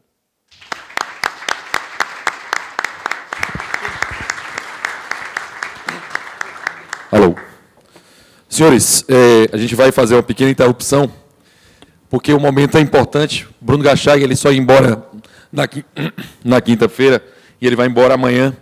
Bruno Gachag é o grande homenageado desse evento. O Bruno tem uma representação importantíssima para esse grupo e para a representatividade que é o Instituto Liberal do Nordeste, do que é essa semana, do que a gente vem fazendo no trabalho aqui em Fortaleza. O prêmio que a gente vai dar ao Bruno é o Prêmio Dragão do Mar. Esse Prêmio Dragão do Mar é um jangadeiro cearense, né, que se negou a transportar os escravos. Chico da Matilde, há alguns anos atrás, né, antes da libertação dos escravos no Ceará e pelo Brasil, Chico da Matilde se negou de forma individual a transportar os escravos dos navios pela jangada até a praia. Esse pequeno gesto, esse pequeno momento, fez com que a escravidão chegasse ao seu fim aqui no nosso estado, na nossa cidade, na nossa região. E o Ceará é o primeiro estado, né? Quem sabe o país, é o primeiro estado, né? Já fizemos isso, né? Já tivemos a Confederação do Equador. Quem sabe um dia a gente faz de novo. É o primeiro estado em que houve a abolição dos escravos, ou seja, um pequeno gesto, uma pequena atitude mudou a realidade local. E o Bruno, e Raduan vai contar essa história, o Bruno mudou a realidade local com um pequeno gesto. E é esse pequeno gesto que eu queria que o Raduan contasse porque ele viveu. Foi em 2009, acho que foi meu primeiro ano de faculdade. A gente estava na UFC, essas 4 pessoas que eu falei, a gente teve a oportunidade de organizar a Semana da Liberdade, Liberdade na Estrada. E o Bruno foi um dos convidados que veio, e foi na oportunidade que eu conheci o Bruno. Já se vão 2009, 7 anos, né, quase 8 anos. E o Bruno veio. E isso foi realmente, como eu digo, tacar fogo na faculdade. Revolucionou a nossa faculdade. Hoje, até eu brinco com o pessoal da faculdade hoje, dizendo que ser libertário hoje na UFC, na economia, é cool, é legal, é um cara mais descolado, é como era ser esquerdista há 20 anos atrás. Hoje, na UFC, a gente tem o CA já na terceira gestão do CA, predominantemente liberal. Mas tudo começou há 7 anos atrás, quando o Bruno veio para falar de liberdade, dentro do universo totalmente hostil, dentro do ambiente onde, vocês terem uma ideia, marxismo 1 e marxismo 2 eram cadeiras obrigatórias na faculdade. Isso a gente mudou a grade da faculdade. Mas tudo isso aconteceu por essa semente que foi plantada. Tem uma frase que eu gosto muito e eu acho que tem tudo a ver com esse momento e essa homenagem mais do que justa ao Bruno. Que é mais ou menos assim a frase: esqueça os bajuladores, esqueça os críticos, mas nunca esqueça os primeiros que confiaram. E o Bruno foi, sem dúvida, uma das primeiras pessoas que confiou no movimento liberal cearense. Por isso, nossa homenagem a ele hoje. Parabéns, Bruno. Muito obrigado.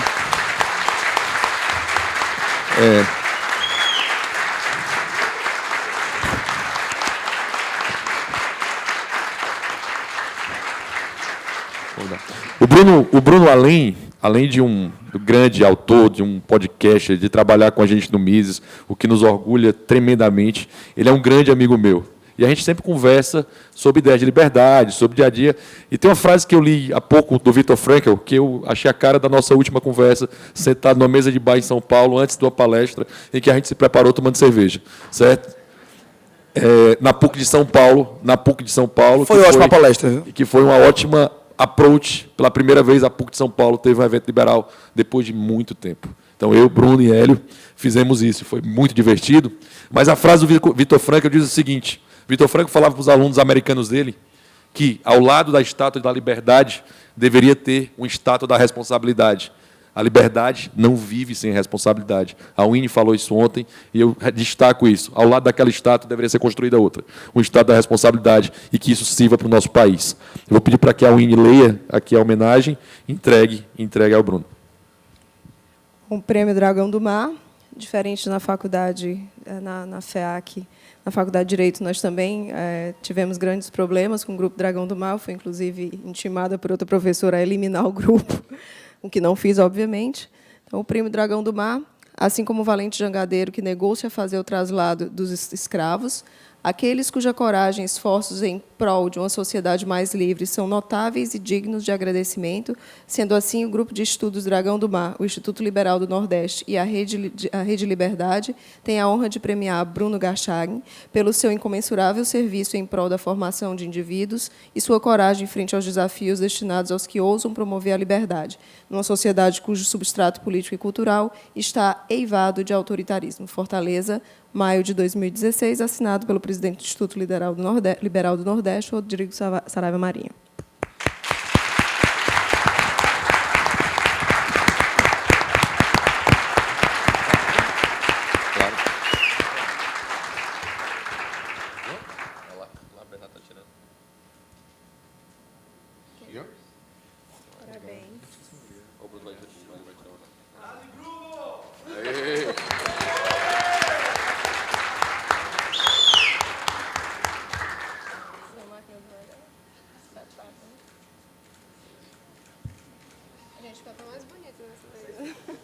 Se você quiser falar aqui, eu falo sentado. Você fica à vontade. As perguntas estão com vocês, já podem seguir. A gente tem um tempo a zelar.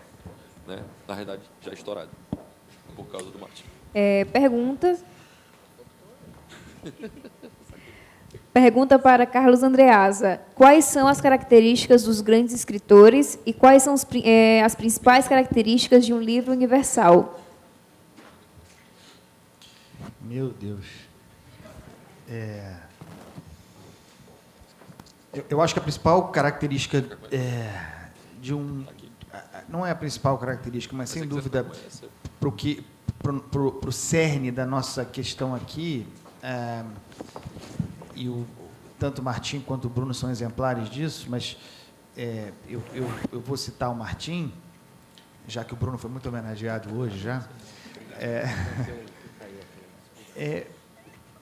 Voltando ao que eu disse na minha intervenção inicial, é a liberdade, né? A liberdade interior e a coragem. Quem já leu o livro do Martim, A Poeira da Glória,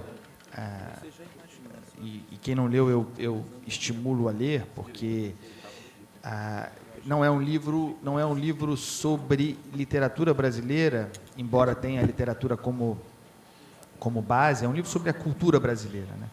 É uma grande crítica cultural ao Brasil por meio da literatura. E o que o Martim enfrenta ali é consequência dos seus, talvez, 15 anos de estudo. Quer dizer, é um livro que ele preparou ao longo, sem saber, né, em certo sentido, ao longo de 15 anos. O que ele enfrenta na Poeira da Glória e o modo como ele enfrenta é, para mim, exemplar do que um escritor brasileiro deve ter, do que um escritor universal deve ter, que é coragem para enfrentar, para dizer, por exemplo, para desafiar o Machado de Assis, por exemplo. O Martim é um sujeito amaldiçoado por ter enfrentado como ele enfrenta Machado de Assis. Não é dizer que a obra do Machado de Assis é ruim, porque não é. É mostrar que a obra do Machado de Assis tem fraquezas, como tem fraquezas a obra do Guimarães Rosa, que também ele enfrenta valentemente. Mais importante, o Martim, tentando responder a pergunta com um exemplo concreto, o Martim fala sobre o Machado, sobre o Guimarães Rosa, mas ele fala sobre o escritor atual também. Ele fala sobre o Daniel Galera, ele fala sobre o Bernardo Carvalho, para citar dois bambambãs da literatura brasileira, e ele enfrenta pessoas que estão aí, vivas, escrevendo, produzindo, badaladíssimas, publicado pela editora mais, digamos assim, cool, né? Acho que não bota o cool na reta, mas é cool.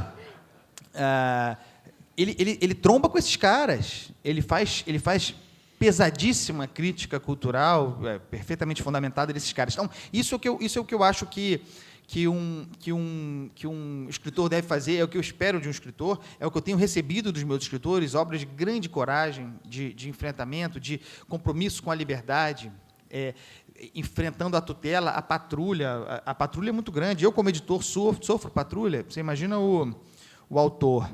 E eu acho que o livro do Martim, A Poeira da Glória, é um livro destinado à universalidade, né?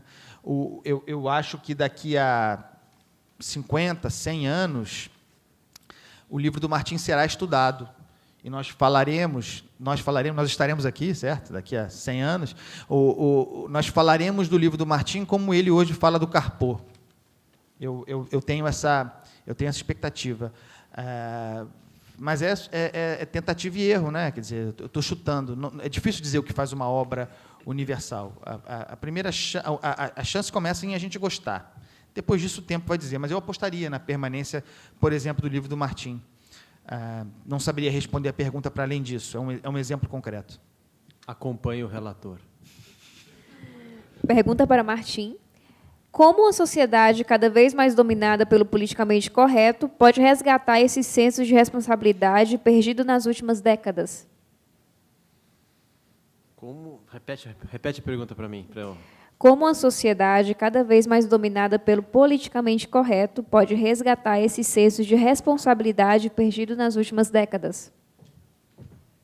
Bem, o politicamente correto e o seu antípoda, o politicamente incorreto, são duas besteiras. Então, você não tem que se preocupar com isso. Quem fica muito preocupado com o politicamente correto, querendo ser politicamente incorreto, é querer ser Maria vai com as outras. Então, eu acho que a primeira coisa que você tem que pensar é você simplesmente, como diria o meu guru Donald Trump, I just don't give a damn. Eu não dou a mínima.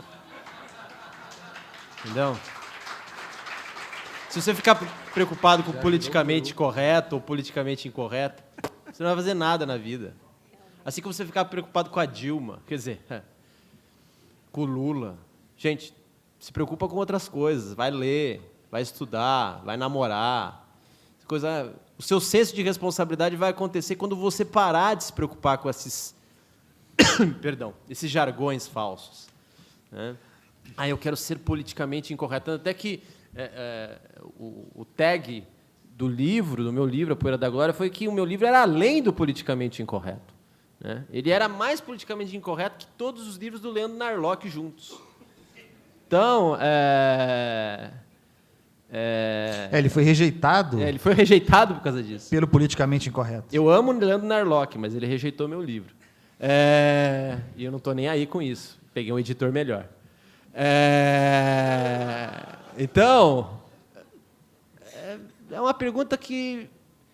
Quem fez essa pergunta? Desculpa, levanta a mão, por favor. Então, não se preocupa com isso, cara.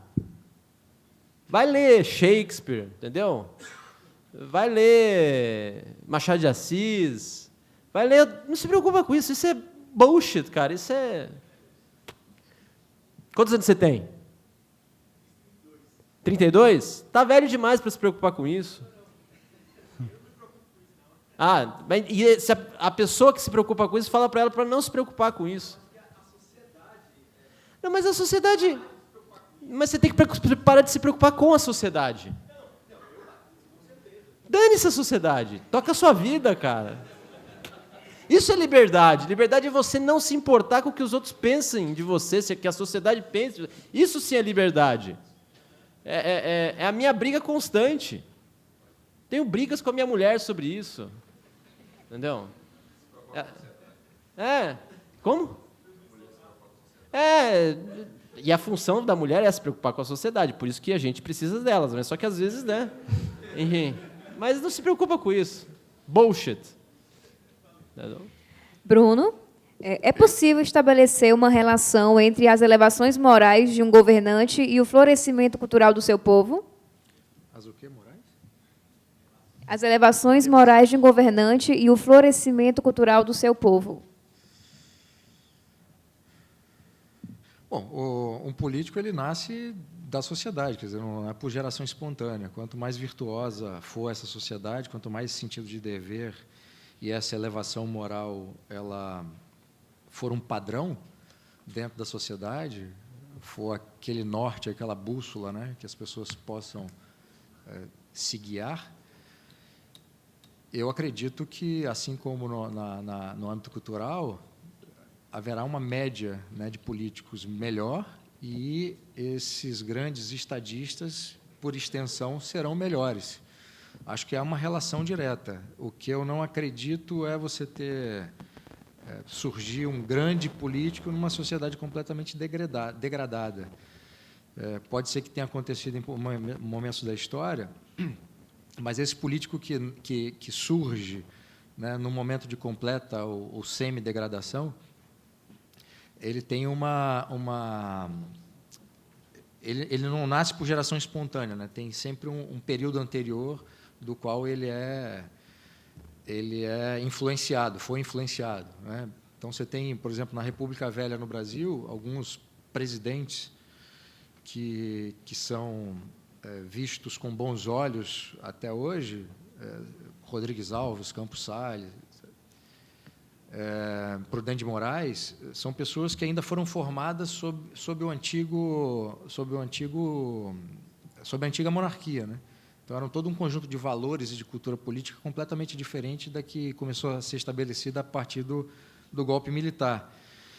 E aí você já tem uma outra situação, quer dizer, uma situação de uma política completamente degradada, de um processo de degradação social que se aprofunda a partir dali. E esses políticos, eles, como foram formados numa realidade anterior, eles existiram. Mas o grande problema é quando esse processo se aprofunda, aí os políticos que nascem e que são apresentados, até de forma equivocada, como grandes ou melhores, não são, porque como a média é muito ruim, né, a base de comparação que você tem é a mais baixa possível, né? Você imagina, então, hoje, aí, quem são os nomes mais conhecidos da política, né? Quem é que tem o poder político efetivamente. Outro dia, se criou um novo governo, né, com nomes ali que já se sabia que, aliás, a única dica política que o Chico Buarque deu até hoje, que é relevante, é a sugestão que ele deu para a criação do Ministério do Vai Dar Merda, né? Era o ministro que ia ficar ali, olha, isso vai dar merda, isso não vai. Então, o Renan tinha que, o Michel Temer tinha que ter criado esse Ministério do Vai Dar Merda. Acaba com todos os outros, com aqueles 22 que ele deixou, só deixa o Ministério do Vai Dar Merda, porque ele colocou ali, se cercou ali de pessoas que já tinham sido citadas pela Lava Jato, enfim. Então, quer dizer, esses políticos que estão hoje aí já são um fruto de uma degradação social, moral, política, etc. Né? E, bom, acho que é isso. Eu só queria aproveitar esse momento aqui para agradecer o prêmio. Eu acabei sentando aqui e não agradeci. É uma grande honra participar do evento e agora um grande privilégio ter sido homenageado. Minha costela portuguesa, ela, assim como os portugueses colonizaram os povos e estabeleceram relações de afeto, coisas que outras metrópoles não fizeram, eu procurei fazer isso ao longo dos anos, desde que eu comecei a viajar pelo país, defendendo as ideias da liberdade, e Fortaleza foi um dos primeiros lugares, né? Começou aqui, e eu fiz grandes amigos aqui, e é bom voltar. Essa é a terceira Semana da Liberdade que eu venho, e aí, na terceira semana, ser homenageado, isso quer dizer que domingo que vem eu já posso pedir música no Fantástico. Obrigado.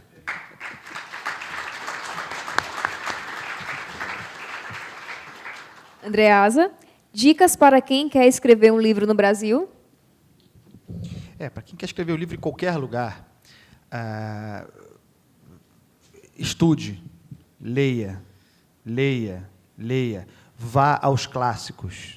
Leia os clássicos, conheça a tradição. Tá? A tradição está aí para ser conhecida. É aquilo pelo que vale a pena ser conservador, né? É a defesa da tradição. Eu fui jovem, não faz muito tempo. Eu ainda tenho lembranças muito vívidas da juventude. Eu tenho 36 anos. Eu lembro praticamente de cada dia dos meus 26 anos. Talvez tenha sido o melhor ano da minha vida. Eu não posso contar para vocês o que eu fiz no glorioso ano da graça de 2006, quando eu tinha 26 anos. Que maravilha. Mas eu, nessa época, eu já trabalhava no mercado editorial. Eu era um editor assistente promissor, digamos assim, mas o meu barato era escrever.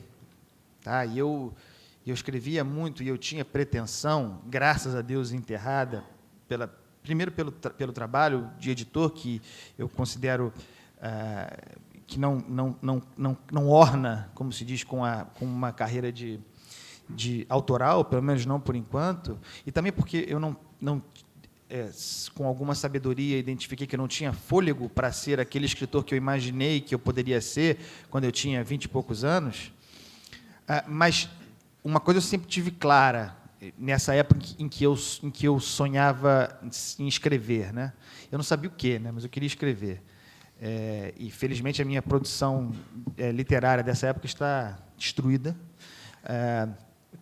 Mas eu estudei muito, gente. Eu li muito. Eu estou aqui com dois grandes leitores, né? Mas eu li muito na minha juventude. E eu nessa época, desde a época do colégio, mas também na faculdade, embora eu fosse integrado com as pessoas por vários outros motivos, entre as quais porque eu jogava futebol, porque eu gostava de ir para o bar, etc. e tal, mas eu era um pária. Em certo sentido, eu era um marginal, porque na minha geração de amigos, os meus amigos, com os quais todos muito bem-sucedidos no mercado financeiro, grandes advogados e tal, mas os caras não liam. Eu era bastante solitário, e quem gosta de ler, e quem gosta de ler, portanto, gosta da solidão, eu preciso de uma hora de solidão por dia, a gente estava falando sobre isso ontem, nesses anos em que eu me dediquei à leitura, eu me preparei para, mais do que qualquer faculdade, mais do que qualquer universidade, explorando os clássicos, explorando a literatura brasileira e universal, não me formei. É por isso que eu estou aqui. No final das contas, não me tornei escritor, mas o conselho é o mesmo. Quem quer escrever no Brasil, escreva, produza, há campo. O mercado editorial, hoje em dia, é capaz de absorver mais do que nunca, inclusive porque hoje é possível se autopublicar, porque também existem editoras pequenas, é possível publicar sob demanda, etc. e tal. Mas acho que isso é um conselho do Olavo, né?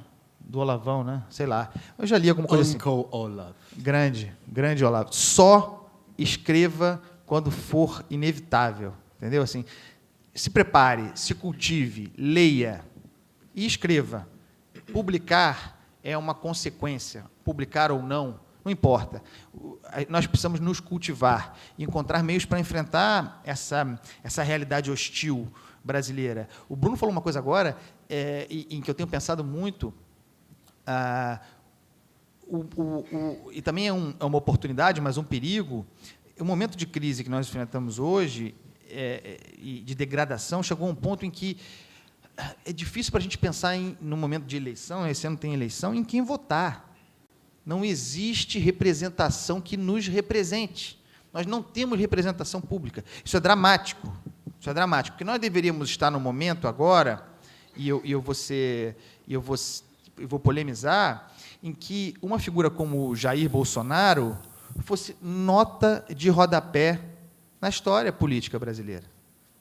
Tá? Nós deveríamos estar no momento agora com candidatos de envergadura liberal ou conservadora que colocasse o Bolsonaro como a margem desse processo. E, no entanto, a situação é tal que ele talvez seja um candidato viável à presidência da República. E, sem entrar no mérito de quem seja o Bolsonaro, não creio que seja a representação do que nós estamos pensando e discutindo aqui. E, no entanto, ele é viável. Talvez com 10% de votos, num cenário em que a gente vai ter... É uma eleição que eu acho que vai ser muito parecida com a de 89, a primeira eleição direta desde da redemocratização, acho que a gente vai ter muitos candidatos. Então, 10% é uma margem de risco, de chance de, eventualmente, chegar no segundo turno de uma eleição. É um momento em que nós não temos liderança e é um momento em que surgem as chances para um oportunista. Não digo que ele seja, mas existe chance para o oportunista, para o outsider, mais do que nunca. Então, a gente precisa se preparar para enfrentar esse momento. Não existe solução fácil. O Brasil é muito dado às facilidades. A gente precisa ser mais consistente no enfrentamento do debate público. Eu não sei porque eu estou falando sobre isso, mas, aliás, sei sim. É porque nós precisamos nos preparar. Nós precisamos nos preparar. Ler, conhecer, discutir, refletir a respeito das coisas, das escolhas que nós vamos fazer. Nós fazemos escolhas muito erradas no Brasil, e isso é culpa absolutamente nossa. E não existe forma de fazer isso. Eu acho que daqui, por exemplo, saem lideranças, mas nós estamos falando de um processo para daqui a 20 anos, talvez, 15, 20 anos. Onde o Brasil vai estar daqui a 20 anos, gente? É um momento dramático. Nós precisamos ter seriedade na hora de pensar o Brasil. As soluções fáceis estão aí. E eu também não tenho a menor esperança no governo do Michel Temer. O Michel Temer foi eleito junto com a Dilma. Eles fazem parte, são sócios. São sócios. Não representa, o PMDB não representa a solução para o nosso drama brasileiro. Agora, quem representa? Em quem nós vamos votar em 2018? Quem são as lideranças que estão despontando aí? É dramático. Um momento dramático, é grave o momento brasileiro. Nós precisamos nos preparar para esse debate. Vai ser duro. Nós conquistamos muita coisa, mas ainda tem, para usar uma expressão de um autor francês que eu gosto muito, ainda há um longo mar a atravessar. Então, é isso. Escrevam, mas, antes de tudo, leiam. Posso só completar? Eu acho que essa é uma pergunta interessante, e você deu a visão do editor, Carlos. Eu vou falar rapidamente, eu gostaria que o Martim também falasse do ponto de vista do autor. Eu fui publicar o meu primeiro livro aos 38 anos. 39 anos. Eu tinha, obviamente, projeto de escrever e tal, mas eu não me sentia pronto para escrever um livro. Quer dizer, o encontro com a Andreasa foi um encontro no momento certo, de maturidade, Mas, durante todo esse período, o que eu fiz foi escrever. Eu sempre estava escrevendo, né? Quer dizer, a dica que diante da pergunta é por que a pessoa escreve? Eu não consigo me ver sem escrever. É um impulso, né? É como aquele sujeito que adora um instrumento musical e não se vê fazendo outra coisa que não aquilo. Eu escrevo todos os dias, eu escrevo várias coisas, não é só texto de artigo de jornal, eu estou sempre escrevendo, né? Como quando eu era criança e eu vivia desenhando. Antes de descobrir que eu gostava de escrever, eu desenhei até, sei lá, aos 18 anos. E eu tinha uma necessidade de escrever. Eu lembro o Faulkner, William Faulkner, que é um autor americano que eu adoro, ele, numa famosa entrevista para a revista Paris Review, ele dizia que o escritor só precisava de tabaco e álcool, porque o resto o escritor tinha naturalmente, né? E eu acho isso, assim, a coisa do escrever, a dica para escrever, primeiro você tem que identificar se você tem aquele impulso interior que te move para a escrita. Depois ler não só a literatura, né, de ficção, mas também não ficção. Os grandes críticos literários, isso permite que as grandes obras de filosofia também, isso permite que você tenha uma formação mais ampla, e na sua atividade de escritor isso vai facilitar muito a sua vida para descobrir a voz interior, né, materializar a voz interior e criar um próprio estilo de escrita. Entendeu? Martim, quer falar? Ela faz a pergunta, eu faço... Isso. E aí, todo mundo vai comer. Que a literatura política e econômica brasileira passa por uma renovação inegável. Qual é, no entanto, o estado da literatura imaginativa brasileira? A última parte do meu livro, A Poeira da Glória, é justamente a classificação que eu dou para esse ambiente que eu apelido carinhosamente de o Carandiru intelectual. Ou seja, o ambiente imaginativo na literatura contemporânea é uma prisão perpétua em que todos os escritores, principalmente aqueles de sucesso, eles, na verdade, o que eles desejam é te trucidar, né? Então, eu não vou citar nomes aqui, porque eu quero que vocês comprem o livro, mas, fazendo uma emenda com o que o Bruno falou, é um ambiente em que, por exemplo, o Bruno, que é meu amigo desde a época da internet de escada, né? Ele é um sujeito, e isso eu já conversei muito com o Carlos, que ele teve que publicar o seu primeiro livro aos 40 anos. Tem gente que publica o primeiro livro por uma grande editora com 22. O Bruno já devia ter publicado o livro dele, não necessariamente Pare de Acreditar, mas algum outro anterior, há muito tempo. E eu sei, por exemplo, da trajetória do Bruno, de que ele passou por boicotes, não só em redações de jornal, certo? Redações de editoriais, e ele teve que reconstruir a vida dele. Ele passou por um momento de conversão, no sentido de que ele falou, olha, essa vida aqui não está dando, mas eu quero continuar a escrever, e eu vou encontrar um novo caminho. E ele fez isso, e o resultado é o livro que não é só um best-seller, o livro do Bruno é também uma pequena revolução, e não é à toa que ele recebeu essa homenagem aqui de vocês, porque quando um livro que trata de um assunto extremamente árido vende 30 mil exemplares, isso é uma pequena revolução. Agora, no meu caso, só para fechar, porque eu estou com fome, intelectual também come, viu, gente? E bebe. E bebe. Já dizia o Jaguar.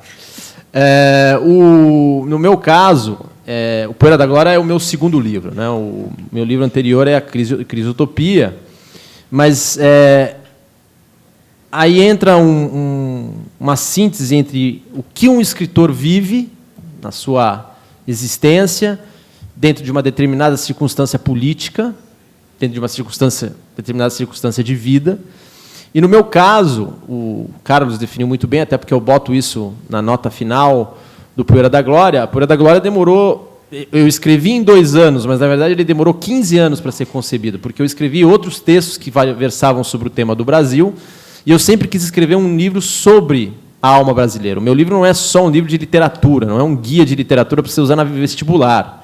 Ele é um livro sobre a alma brasileira, e sobre o fato que a alma brasileira fez um pacto demoníaco. Então, esse é um assunto que me obceca constantemente. E, para escrever A Poeira da Glória e Crise e Utopia, que é o meu primeiro livro sobre o Thomas More, todos têm esse tema da liberdade interior. Mas não é que eu fui, olha, vou escrever um tratado sobre a liberdade interior. Não, o tema veio. E as coisas na vida são assim, né? As coisas na vida são assim. O problema é quando você está em um ambiente como o Brasil, que é um carandiru intelectual, e que não permite que um sujeito como o Bruno, e até mesmo um sujeito como eu, consiga fazer essas obras. E, quando consegue, precisa ter um editor como o Carlos Andreasa que chega e fala, não, vou bancar isso daqui. E junto com o Sérgio Machado, que possibilita dar estrutura. Mas, como o próprio Carlos falou, ele é uma exceção. Mas é uma exceção que está criando um novo mercado, pouco a pouco. Se esse mercado ele vai dar certo em termos de obras de um novo vigor econômico, ensaístico, os livros de não ficção, isso eu não sei. Eu acho que, por exemplo, um dos grandes problemas do nosso ressurgimento, como, eu odeio esse termo, mas, enfim, temos que usar, nova direita, é que existem livros muito bons, como o do Bruno, mas também existem livros que são lamentáveis, né? E eu acho que, por exemplo, a trajetória de gente como eu e o Bruno é uma exceção em um meio em que falta muito mato para capinar. É gente que... Não é só uma questão que não sabe escrever, não sabe ler, estuda os autores errados, acha que é inteligente, mas... Porque o ponto é o seguinte, todo mundo critica a esquerda, mas quem está precisando agora de uma crítica mesmo é a própria nova direita, né? 70% é composto de incompetente. Entendeu? E o problema é que tem gente que é incompetente que fica passando a mão, né? Não sabe escrever, não tem fôlego. Eu acho que, antes de tudo, tem que se ver mesmo se há um... Eu acho que você devia citar nomes. Você quer? Esse é o editor que quer me ferrar, né? Depois eu cito. No aeroporto, tá? Mas existem... Eu acho que... Não sei se há um novo vigor. Eu acho que isso tem que ser muito cético. Eu acho que o trabalho do Bruno é um trabalho que tem muito tempo de labor. Ele não faz parte de um grupo. Ele é um trabalho individual dele que agora floresceu. O meu trabalho é a mesma coisa. Eu acho que colocar eu e o Bruno numa categoria é muito difícil. Agora, em termos de literatura de ficção, a coisa está muito feia, né? Está deplorável. E o defeito na nossa restauração intelectual de não ficção se dá justamente porque nós, da chamada nova direita, nós não temos capacidade imaginativa de ler obras de ficção de forma adequada. Todo mundo está lendo livros de não ficção, mas se esquece de ler poesia, ou melhor, não sabe ler poesia, né? E não lê ficção, né? Não lê. O que eu tenho que falar para vocês, se vocês querem reconstruir o Brasil, comecem a ler ficção, antes de tudo. Não só Guimarães Rosa, mas também William Faulkner, James Joyce, entendeu? É bom ler economia, é bom ler história, é bom ler política, mas vocês têm que ler ficção, porque se vocês não têm a capacidade imaginativa de ter compaixão pelo outro, bem, segure que vocês vão para o inferno.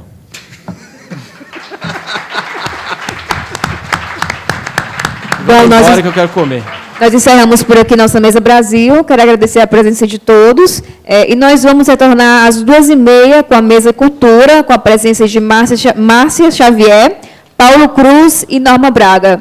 Obrigada. Cadê a Márcia, aliás?